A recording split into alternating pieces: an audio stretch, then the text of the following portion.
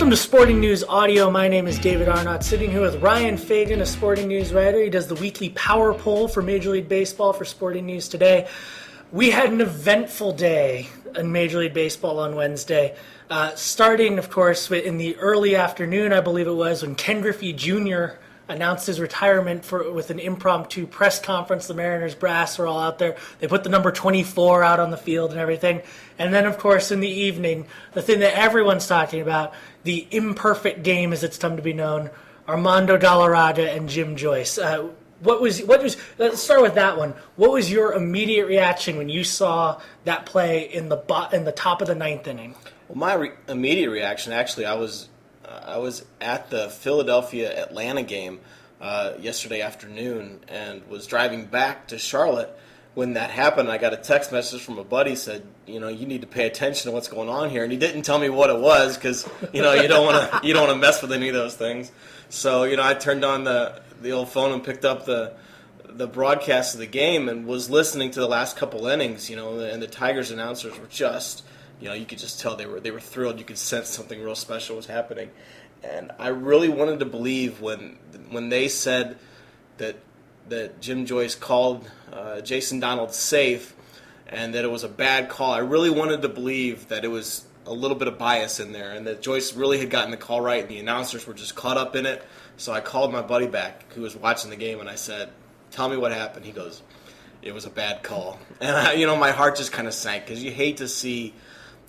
Something that's that special, have an asterisk or a tweak or, something, imperfect about, a perfect game. And I mean, it's just something that, he was unbelievable. I think that I haven't even heard anybody mention this, but he threw 88 pitches in that game. That's how good he was. I mean, he was as good as you can be, in a situation like that.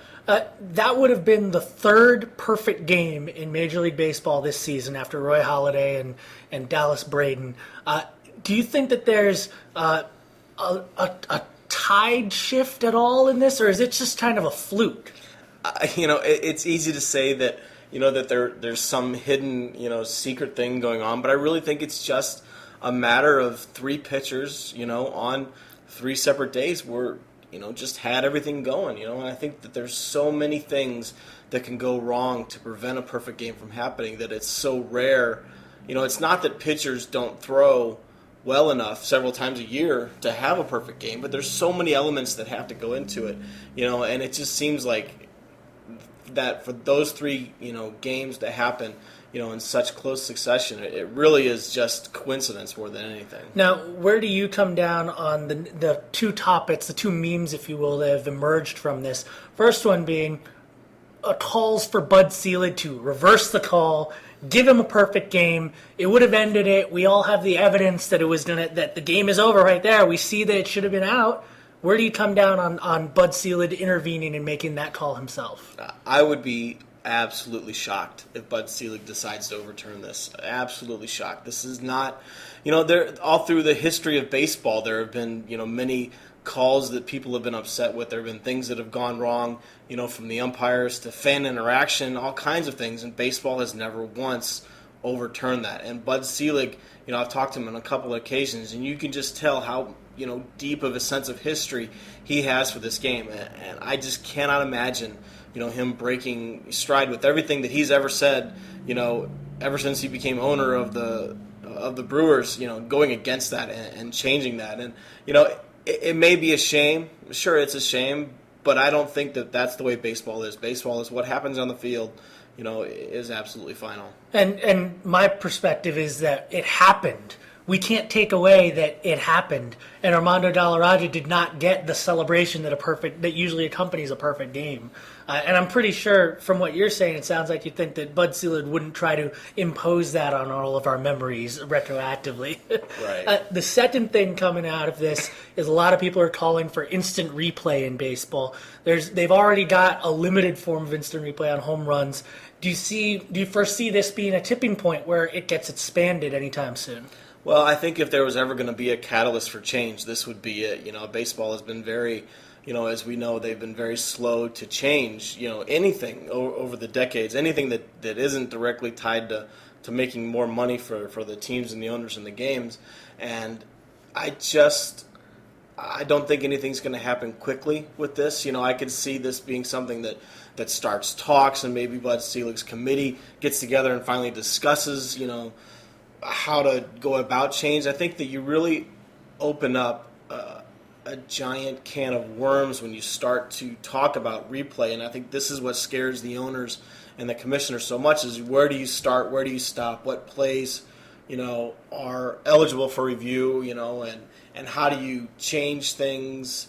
Let's say there's two people on, there's first and second, and a guy hits a line drive down the left field line. Ump immediately calls it foul, so the runner stop. Well, if replay goes back and shows that it's fair, how do you decide where the ball goes and where the runners get to advance to? I just think that it's something that, because of all those extra elements, it's tough to do, and that's part of the reason they've stayed away from it. Now, that's not a reason not to do it. You just have to make sure you do it right, and I think that's part of the the delay, in what we've experienced here.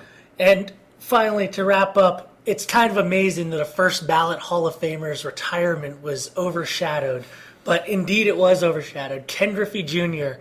yesterday chose the perfect day to announce his retirement. He was hitting horribly as the DH for the Mariners. It was really no way for someone of his caliber, especially for those of us like me who really did grow up with Ken Griffey Jr. being one of the two best players in baseball in the mid-'90s. No way to see him go out like this, and I'm actually a little bit glad that he did decide to hang him up this early in the season before it got even worse. Do you have any words of appreciation for him? What do you remember most about him? Well, he's just unbelievable. I mean, he was, during his prime from, 92, 93, into the year 2000. I mean, you just look at his stats here, 40 home runs, 49, 56, 56, 48, 40, 130 RBIs on a regular basis, 120 runs scored on a regular basis. I mean, this is just the guy that, they called him the natural from right away, and, that's what he was. He was a guy who really enjoyed playing the game. And I think if he had to choose a day to announce his retirement, he might have chosen this day, because he's never been a guy who wants the fanfare. He loves playing the game. He loves being around the fans, the teammates. He hates, hates maybe is a strong word. He does not enjoy dealing with the media and all this stuff. And he's been accommodating through his career, but he doesn't relish it like some players do. And I think that if he could pick a day that he would announce his retirement, it would be on a day where he is the story number 2. Ryan Fagan, thanks for joining us on Sporting News Audio. Look for his Major League Baseball Power Poll every week in Sporting News Today. Thanks, David.